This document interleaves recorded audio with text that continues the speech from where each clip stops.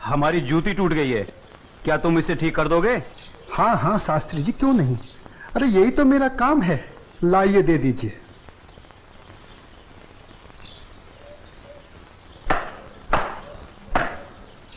लीजिए शास्त्री जी, आपकी जूती ठीक हो गई। कितने पैसे हुए? जो मन करे दे दीजिए। ये लो। शास्त्री जी, बुरा ना मानो तो एक बात पूछूं? जो पूछना है जल्दी पूछो, हमारे पास समय नहीं है। आप लोग इतनी सुबह सुबह कहाँ जा रहे हैं? आज पूर्णिमा है, इसीलिए हम सब लोग गंगा स्नान करने जा रहे हैं। गंगा माँ के चरणों में दान पुण्य करके उनका आशीर्वाद प्राप्त करेंगे। परंतु तुम ये सब क्यों पूछ रहे हो? आप लोगों को देखकर मेरे मन में ख्याल आया था कि आप लोग जरूर किसी शुभ कार्य के लिए जा रहे हैं। अगर आप लोग मेरा भी एक काम कर दें तो आपकी बड़ी मेहरबानी होगी। करने योग्य होगा तो अवश्य करेंगे। जल्दी बताओ क्या काम है? शास्त्री जी, आज बड़ा शुभ दिन है और आज के दिन मैं भी चाहता हूँ कि कुछ दान पूर्ण करके गंगा माई का आशीर्वाद प्राप्त करूं। शास्त्री जी, मेरी तरफ से ये दमड़ी गंगा माई को अर्पण कर दें तो आपकी बड़ी मेहरबानी होगी। ठीक है, दे देंगे। लाओ। ये क्या बात कर रहे हैं? ज्ञानी होकर अज्ञानी जैसा काम करते हैं। क्यों, क्या हुआ? राम राम, आंखें होते हुए भी अंधों जैसी बात कर रहे हैं। ये छोटी जाति से है, अगर इसकी छुई हुई दमड़ी आपने छू ली तो आप भी अपवित्र हो जाएंगे। गंगा जी में डुबकी लगाने के बाद भी पवित्र नहीं हो पाएंगे। राम राम राम राम। हाँ, तुम ठीक कह रहे हो। सुनो, तुम अपनी दमड़ी इस पत्थर पर रख दो। जैसी आपकी आज्ञा। ओम अपवित्राय पवित्राय नमः। हाँ, अब ठीक है, अब आप इसे छू सकते हैं। ठीक है, चलो। शास्त्री जी, एक प्रार्थना और थी। अब क्या है? शास्त्री जी, अगर गंगा माई स्वयं हाथ बढ़ाकर मेरी ये भेंट स्वीकार करें तभी दीजिएगा, अन्यथा मत दीजिएगा। अगर स्वीकार करें तो बोल दीजिएगा ये तेरे भक्त रविदास ने भेजी है। ठीक है भाई, हम ऐसा ही कर देंगे। चलो चलो चलो, चलो।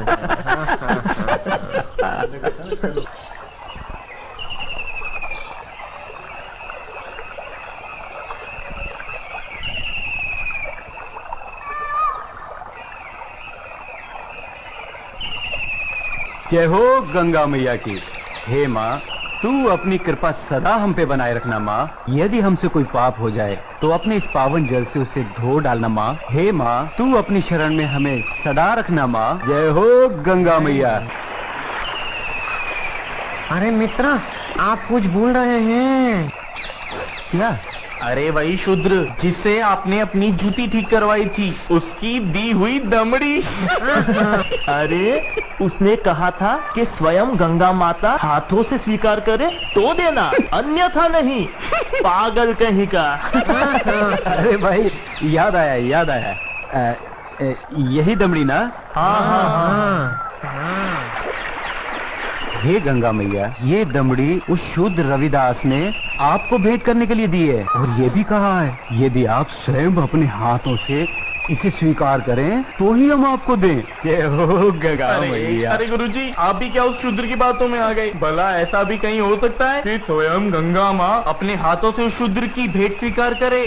अरे जब हम लोग शूद्र की दी हुई चीज नहीं लेते तो ये गंगा मैया कैसे लेंगी? मैं एक काम करता हूँ, ये दमड़ी मैं अपने पास रख लेता हूँ। मेरा आने और जाने का खर्चा निकल जाएगा। आज दान और पुण्य में बहुत खर्चा हो गया है। ठीक है भाई, इस दमड़ी को तुम ही रख लो।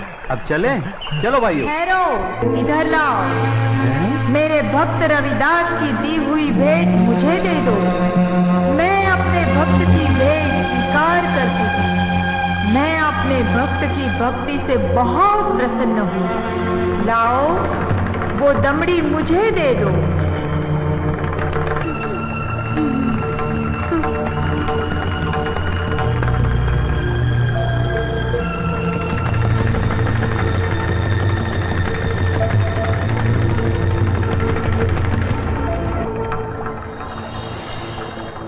और सुनो, ये कंगन मेरी ओर से मेरे भक्त को दे देना और कहना मैंने उसकी भेंट स्वीकार कर ली।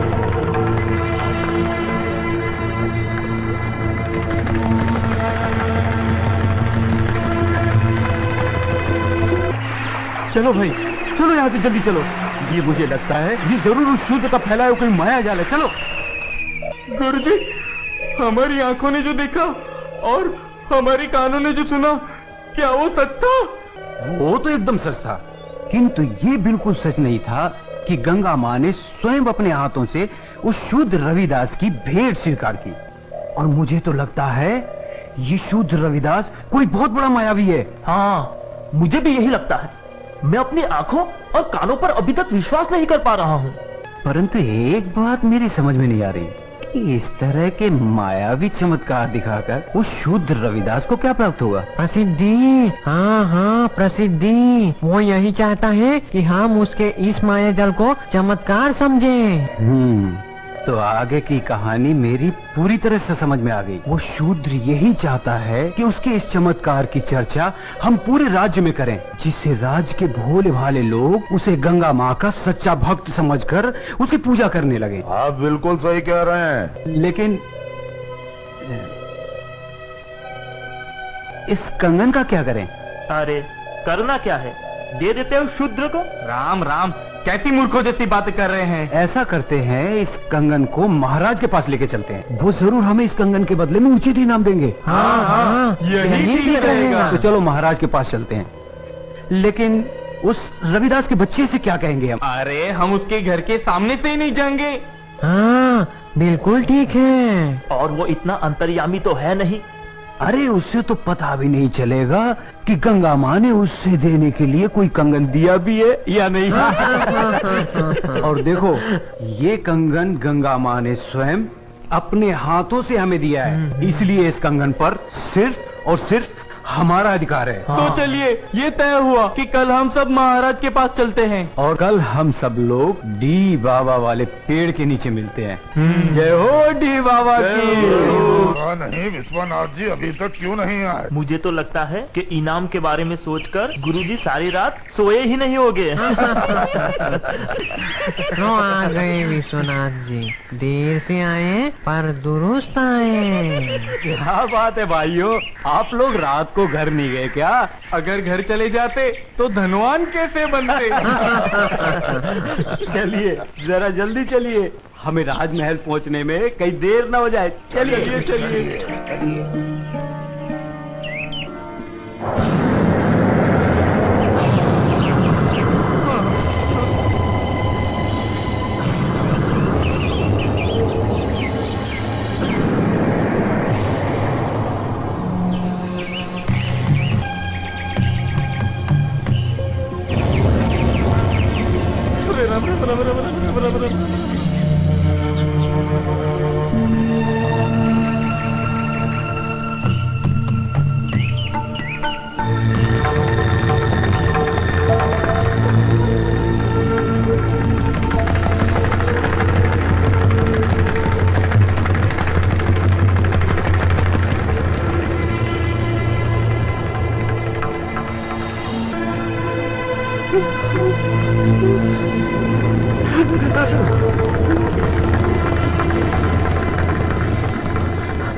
अब ये कौन सी माया है शूद्र रविदास की? गुरुजी, इस पर ध्यान मत दीजिए, पतली गली पकड़िए और निकल लीजिए। हाँ हाँ, चलो, शाही बाग तक तो आ गए। गुरुजी, आप ये बार बार पीछे मुड़कर क्या देख रहे हैं? कुछ नहीं, मैं तो देख रहा था अपने वो गुरु हरिशंकर जी कहाँ रह गए? लगता है वो डर गए और घर गए। डरपोक कहीं का। चलो महाराज से मिलते हैं। अरे भाई द्वारपाल, हम लोगों को महाराज से अभी मिलना है। अभी सूचना देता हूँ। रुको, पंडित जी के लिए सूचना की कोई आवश्यकता नहीं है, इन्हें महाराज से अभी मिला देते हैं। आइए, चलो भाइयों। चलो।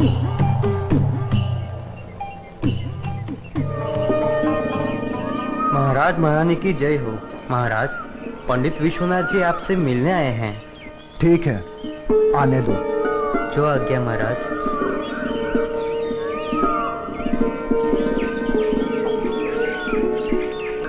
महाराज की जय हो।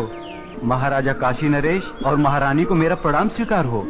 आप लोग हमसे इतनी सुबह सुबह क्यों मिलना चाहते हैं? महाराज मैं बताता हूँ, हमें हमारी वर्षों की भक्ति से जो फल प्राप्त हुआ है वो हम आपको भेंट करना चाहते हैं। वर्षों की भक्ति का फल? हमें तो कुछ समझ में नहीं आया। अगर भक्ति का फल आप लोगों को मिला है तो उसे आप हमें क्यों देना चाहते हैं? क्योंकि महाराज ये हमारे किसी काम का नहीं, ये तो सिर्फ महारानी जी के योग्य है। ये तो वास्तव में बहुत अद्भुत कंगन है, लेकिन ये तुम्हें कैसे प्राप्त हुआ? महाराज ये कंगन हमारी भक्ति से प्रसन्न होकर स्वयं गंगा माँ ने भेंट स्वरूप हमें दिया है। क्या कहा? स्वयं गंगा जी ने आप लोगों को यह कंगन दिया है? सच महाराज, यह तो बड़ा अद्भुत कंगन है। इसने तो हमारा मन मोह लिया है। लेकिन इस एक कंगन का हम क्या करेंगे? इनसे कहिए इसके साथ का एक और कंगन लाकर दे। सुन लिया विश्वनाथ जी, अब आप लोग पूजा और भक्ति करके गंगा माँ से हमें इसमें का दूसरा कंगन भी लाकर दें। हम आपको मुंह मांगा इनाम देंगे। क्षमा करें महाराज, लेकिन इसमें का दूसरा कंगन हम आपको नहीं दे सकते।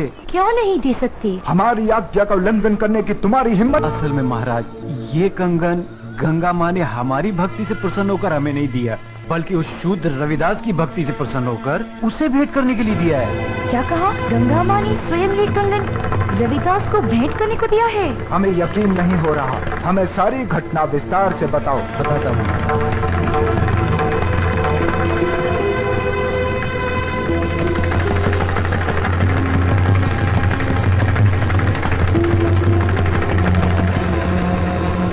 महाराज हमने सोचा कि वो शूद्र रविदास इस सोने के कंगन का क्या करेगा, और बस इनाम पाने के चक्कर में इसे लेकर आपके पास चले आए। ये तो बहुत बड़ा चमत्कार हो गया। ऐसा तो आज तक कभी सुनने में नहीं आया। कल हम स्वयं रविदास जी से मिलने उनके घर चलेंगे और आप सबको भी हमारे साथ वहाँ चलना होगा।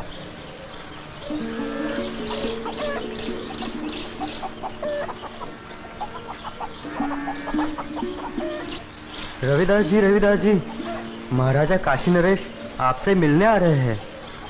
मुझसे मिलने आ रहे हैं? पर क्यों? महाराज की जय हो।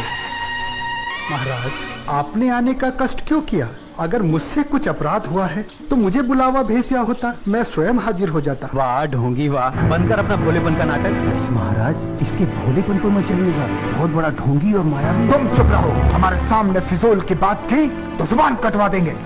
रविदास जी, तुमसे कोई अपराध नहीं हुआ है जो तुम्हें हमारे समक्ष उपस्थित होना पड़ता। दरअसल हम यहाँ अपने स्वार्थ और लालच के कारण आए हैं। हम तुमसे कुछ मांगना चाहते हैं। ये आप क्या कह रहे हैं महाराज? मैं गरीब भला आपको क्या दे सकता हूँ? मैं तो जूते बनाकर चमड़े का छोटा मोटा काम करके बड़ी मुश्किल से अपनी गृहस्थी पालता हूँ। आप तो राजा हैं, आपकी कृपा से तो ना जाने कितने घरों के चूल्हे रोज जलते हैं। रविदास जी, हमें इसमें का दूसरा कंगन चाहिए जो केवल तुम ही हमें दे सकते हो। मैं इसमें का दूसरा कंगन मांगना हमारी मजबूरी है। इस कंगन ने हमारी महारानी का मन मोह लिया है। ये कैसे संभव है महाराज? भला मैं इसमें का दूसरा कंगन कैसे दे सकता हूँ? ये तो बड़ा मूल्यवान लगता है और मेरी ये हालत आपसे छुपी हुई नहीं है महाराज। रविदास जी, ये कंगन हमें तुम्हारी बदौलत ही प्राप्त हुआ है। मेरी बदौलत आपको ये कंगन प्राप्त हुआ है? महाराज मैं कुछ समझा नहीं। हम तुम्हें बतलाते हैं।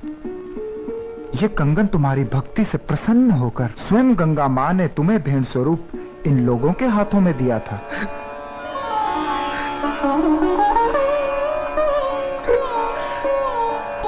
आप सच कह रहे हैं ना महाराज? क्या गंगा माई ने मेरी भेंट स्वीकार कर मेरी भक्ति से प्रसन्न होकर ये कंगन भेंट स्वरूप मुझे प्रदान किया था? तेरा लाख लाख शुक्र है गंगा माँ। तेरे इस आशीर्वाद से तेरा ये रविदास भक्त धन्य हो गया माँ, धन्य हो गया। बंद कर अपनी ये नौटंकी। ये तो सब तेरा रचाया हुआ माया जाल है। मैं भला ऐसा किस लिए करूँगा? प्रसिद्धि पाने के लिए। ठहरा छोटी जाति का, तेरा समाज में कोई महत्व तो है नहीं। बस यही सोचकर तूने मायावी चमत्कार किए होंगे ताकि तेरा और तेरी जाति का समाज में कुछ सम्मान हो सके। परंतु तेरा ये सपना कभी पूरा नहीं होगा। अगर तू सचमुच में गंगा माँ का सच्चा भक्त है तो गंगा माँ से दूसरा कंगन इसमें का मंगा ले और महाराज को दे दे। गुरुजी, मायावी चमत्कार एक आध बार होते हैं, बार बार नहीं। महाराज चलिए यहाँ से, यहाँ आपको कुछ हासिल नहीं होने वाला। मैं चमत्कार दिखाने और देखने के पक्ष में नहीं हूँ। मैं तो सिर्फ इतना जानता हूँ कि प्रभु की भक्ति सच्चे मन और पवित्र आत्मा से की जाती है। किसी की भक्ति को नीचा दिखाकर अपने को बड़ा साबित करना, ये प्रभु के भक्तों को शोभा नहीं देता। तू हमें उपदेश मत दे। तू सचमुच में ही इतना बड़ा भक्त है तो चल गंगा के तट पर और कर दे महाराज की इच्छा पूरी। शास्त्री जी, अगर आप मेरी भक्ति की परीक्षा ही लेना चाहते हैं तो उसके लिए गंगा माई के तट पर जाने की क्या आवश्यकता है? क्या मतलब? मतलब कुछ नहीं शास्त्री जी, मन चंगा तो कठौती में गंगा। शास्त्री जी, अगर मेरी भक्ति सच्ची है तो गंगा माई को मेरी इस कठौती में से प्रकट होकर मेरी भक्ति की लाज रखनी होगी। तो तुम्हारे कहने का मतलब है कि गंगा माँ स्वयं तुम्हारे इस गंदे पानी से प्रकट होंगी और तुम्हारी भक्ति की लाज रखेंगी। किसी ने सच ही कहा, नीच आदमी हमेशा नीचा ही सोचेगा। तुम अपनी बकवास बंद करो। रविदास जी, हमें तुम्हारी भक्ति पर बिल्कुल भी संदेह नहीं। यदि तुम हमें दूसरा कंगन नहीं दिला सकते तब भी हमें तुमसे कोई शिकायत नहीं है। नहीं महाराज, अब बात सिर्फ कंगन की नहीं, मुझ जैसे नीच जाति के भक्त की है। अगर मैं इस तरह हार गया तो मेरी जाति में जन्म लेना बेकार हो जाएगा और ये मेरी जाति के माथे पर कलंक होगा और मैं अपनी जाति के माथे पर कलंक बर्दाश्त नहीं कर सकता। मेरी जाति, मेरा समाज मेरे नाम को धिक्कारे, ऐसा मैं कभी नहीं होने दूंगा। महाराज, मैं आपकी इच्छा पूरी करने का प्रयत्न करता हूँ। आओ भाया, वो पहाड़ के नीचे।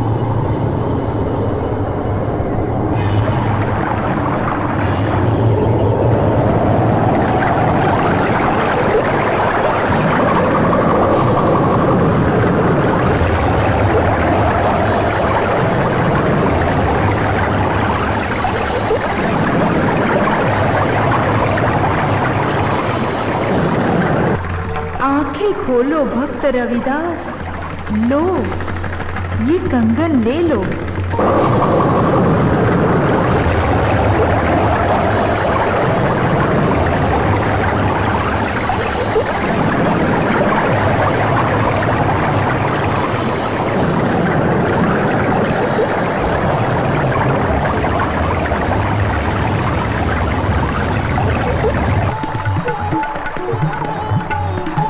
बहुत धन्यवाद गंगेबा,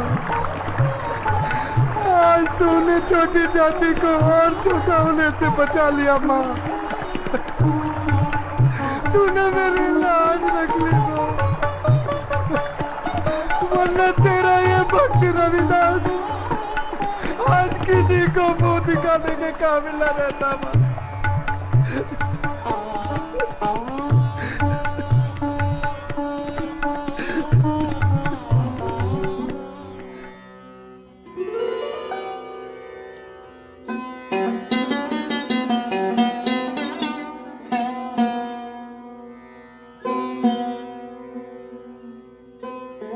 हमें क्षमा कीजिए रविदास जी, आज आपको हमारे कारण अपनी भक्ति का इम्तिहान देना पड़ा।